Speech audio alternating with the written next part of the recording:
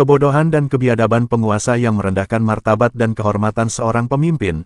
Di rezim ini Presiden Republik Indonesia berlatar belakang militer sehingga, secara konstitusional, sistematis, terstruktur, terprogram, terkomandoi, terpadu, masif dan kolektif, seluruh pemimpin dipaksakan untuk memakai pakaian militer, dan hal ini menunjukkan bahwa semua kebijakan daerah akan dikendalikan dengan kekuatan militer dan moncong senjata. Faktanya pemimpin mulai dari gubernur, wali kota, bupati, mereka adalah perisai, tameng, bumper dan benteng terakhir pelindung segenap rakyat Papua.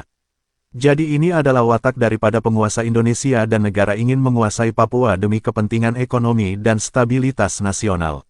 Sehingga secara tidak langsung kebiadaban negara ditunjukkan di publik untuk ditelanjangi oleh dunia baradab. Hal ini menunjukkan bahwa negara ini berwatak iblis dan berkultur militer. Jadi Anda yang berdasi entah itu gubernur, bupati, wali kota dan lain sebagainya Anda akan dipantau setiap kebijakan atau pembajakan yang Anda lakukan karena semua telah terstruktur, dan juga di mata hukum Anda sudah tidak punya lagi legal standing yang fundamental dan hakiki, berdasarkan undang-undang otonomi khusus, ketimbang para penguasaan dari mereka pemilik budak. Kita harus melihat secara imparsial dan utuh kondisi real hari ini. Demi keselamatan dan masa depan kaum komunal bangsaku Papua yang mendiami di berbagai regional dari Sorong sampai Merauke.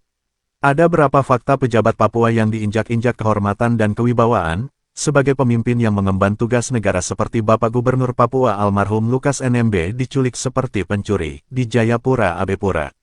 Di salah satu rumah makan Sendok Garpu, dan juga Bapak mantan Gubernur Papua Bapak Barnabas Suebu ditangkap atas kasus korupsi.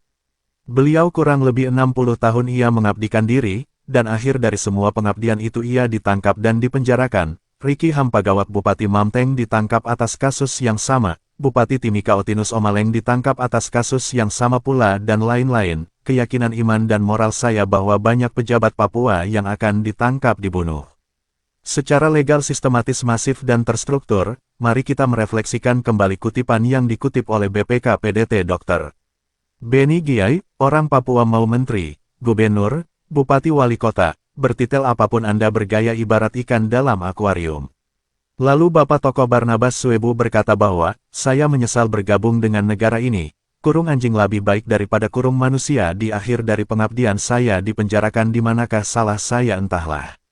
Dan saya masih ingat apapun yang disampaikan oleh Bapak almarhum Lukas NMB, negara hanya berikan uang dan aturan di tangan mereka itulah sebabnya hari ini Undang-Undang Otsus tidak berjalan baik dan tidak berhasil hampir 95%, jadi pejabat Papua Anda jangan tepuk dada dengan apa yang ada raih ingat sepanjang mobil putih masih menggunakan ban hitam penindasan akan tumbuh subur, di tengah-tengah kita dengan kekuatan militerisme, kolonialisme, kapitalisme, imperialisme, genosida, etnosida, ekosida, dominasi migran dan marginalisasi penduduk pribumi di atas tanah leluhur mereka, mulai dari pemimpin mereka sampai rakyat jelata. Jujur saya menulis yang berbeda karena saya merasa berbeda. Jadi Papua tetaplah luka bernanah dan membusuk di dalam tubuh bangsa kolonial Firaun dan Goliat Medren Indonesia. Demta tanggal 22 Februari tahun 2025.